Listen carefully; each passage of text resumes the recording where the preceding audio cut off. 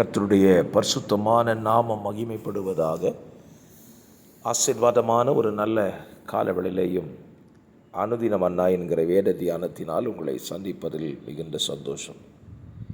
இந்த காலவெளியிலேயும் ஆண்டவராக இயேசு கிறிஸ்து சொன்னதான ஒரு வார்த்தையை தியானிக்க கர்த்தர் நமக்கு உதவி செய்வாராக. லூக்கா சுவிசேஷம் 4ஆம் அதிகாரம் அதனுடைய 4ஆம் வசனம். அவர் பிரதியுத்தரமாக, மனுஷன் அப்பத்தினால் மாத்திரமல்ல, தேவனுடைய வாயிலிருந்து தேவனுடைய ஒவ்வொரு வார்த்தையினாலும் பிழைப்பான் என்று எழுதியிருக்கிறதே என்றார். அழகான ஒரு வார்த்தை. இயேசு ஊழியத்தை ஆரம்பிக்கும் பொழுது முதல் அவர் பேசின ஒரு நபர் அப்படின்னு பார்த்தீங்கன்னா அது பிசாசுட்டு தான் பேசினார். ஊழியத்தை ஆரம்பிக்கும்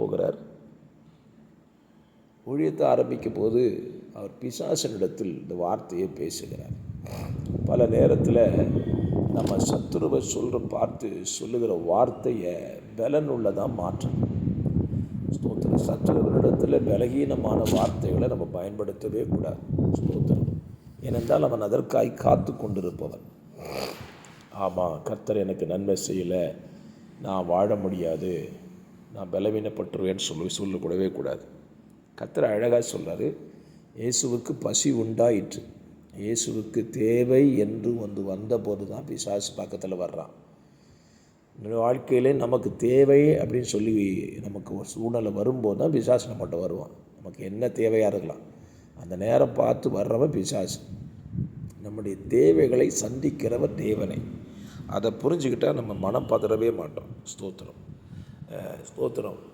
எனக்கு பசி எடுத்தால் நான் தேவனை பார்த்தா போதும், அவனுடைய பசியை ஆற்றி விடுவான்.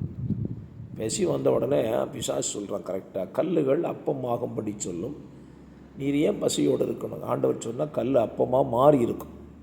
ஆனால் இயேசு அந்த காரியத்தை செய்யலை. ஸ்தோத்திரம். எனக்கு பசியே எடுத்தாலும் சரி, பிசாசே நீ சொல்கிற வார்த்தைக்கு நான் கீழ்ப்படிய மாட்டேன். இந்த காலவெளியிலையும் உங்களை பார்த்து கர்த்தர் சொல்கிற வார்த்தை, உங்களுக்கு பசி வரலாம், பிசாசு சொல்கிற வார்த்தையை மட்டும் கேட்காதீங்க. அப்படி கேட்காம இருந்துட்டிங்கனாலே நீங்கள் ஜெயிச்சிட்டிங்கன்னு அர்த்தம். கர்த்தர் நல்லவர். இயேசு அழகாக ஜெயிச்சிட்டதை பார்த்தீங்களா? இயேசுக்கு பசி இருந்தது உண்மை, கல் அப்பமாக மாறுங்கிறது உண்மை. ஆனால் பிசாசு சொன்னதை கேட்கலவர். இந்த காலவெளியிலையும் பிசாசு உங்கள்கிட்ட ஏராள காரியத்தை சொல்லலாம், கேட்காதீங்க, கர்த்தர்கிட்ட கேளுங்க. கர்த்தர் அழகான பதில் தருவார். அவருடைய பதில் என்ன? வாயிலிருந்து புறப்படுகிற வார்த்தையினால் பிழைப்பான். இன்றைக்கு கர்த்தர் வாயிலிருந்து புறப்படுகிற வார்த்தையினால் உங்களை பிழைக்க பண்ணுவாராக. ஆமென். ஆமென்.